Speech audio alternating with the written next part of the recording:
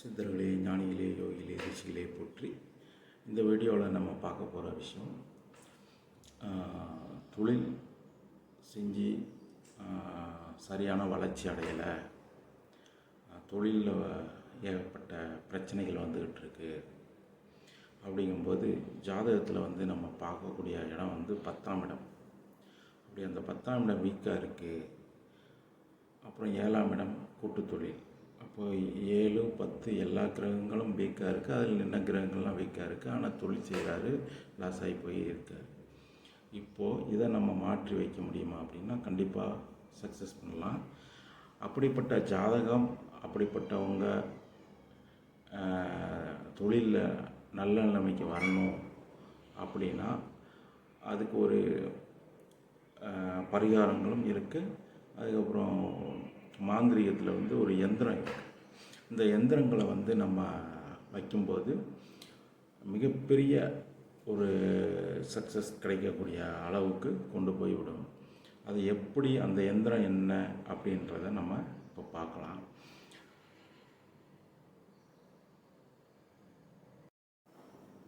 நம்ம இப்போ இந்த தொழில் யந்திரத்தை பார்க்குறோம். இந்த தொழில் யந்திரம் தொழில் யாருக்கு சரியாக நடக்கலையோ அவங்களுக்கு மட்டும் இந்த தொழில் யந்திரத்தை வாங்கியோ இல்லை பூஜை செஞ்சோ எங்களை மாதிரி ஆளுகிட்ட வாங்கியோ வச்சா அந்த தொழில் சரியாக நடக்காத பிரச்சனைகள் தீரும். இப்போ யந்திரம் எப்படி வரையணும் அப்படின்றா நீங்கள் பார்த்துக்கோங்க. இந்த கோடுகள் 1, 2, 3, 4 கோடு போடணும். இதே மாதிரி 1, 2, 3, 4 கோடு போட்டால் 9 கட்டங்கள் வரும். இதில் ஃபஸ்ட்டு ஓம், அங், உங், சிங், க்ளீம், க்ரீம், ஷோம், வசி, வசி அதை எழுதிக்கணும். எழுதிட்டு ஃபுல்லாக எல்லா இதுலேயும் சூளம் போடணும். சூளம் போட்டு வாயில் அமைக்கணும்.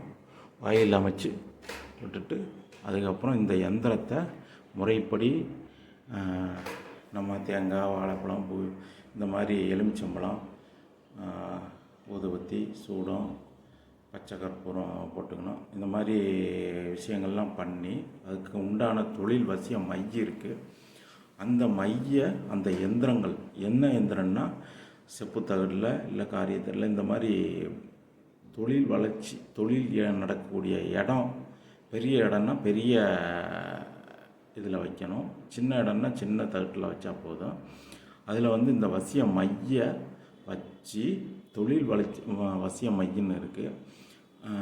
அதுக்குண்டான மைய, அந்த மைய வச்சு நம்ம பூஜை பண்ணணும். பூஜை பண்ணி முறைப்படி அதுக்கு உருவேற்றணும். அந்த யந்திரத்துக்கு சக்தியை ஊட்டினா தான் அது வேலை செய்யும். சக்தி ஊட்டி அதை நம்ம எத்தனை நாள்னா 3 நாள் பூஜையில் வைக்கணும். 3 நாள் பூஜையில் வச்சு பன்னீர் அபிஷேகம் பண்ணணும் காலையில். அதுக்கப்புறம் பன்னீர், பால், சந்தனம் இந்த அபிஷேகம் பண்ணி அப்புறம் தண்ணியில் அபிஷேகம் பண்ணிவிட்டு திருப்பி பூஜை பண்ணணும். ஒவ்வொரு நாளும் காலையில் இது பண்ணணும். 3 நாள் தொடர்ந்து பண்ணணும். பண்ணி முடிச்சுட்டு அதுக்கப்புறம் யந்திரம் பயன்படுத்தக்கூடிய இடங்களில் இருக்கக்கூடிய நெகட்டிவ் எனர்ஜியை ரிமூவ் பண்ணணும். அதுக்கு உண்டான பரிகாரம் இருக்குது.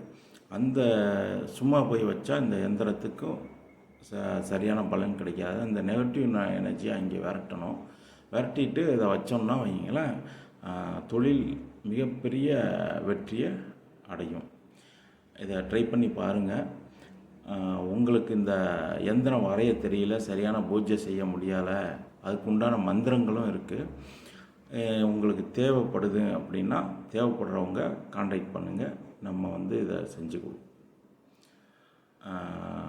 Contact number 7708801839. நன்றி, வணக்கம்.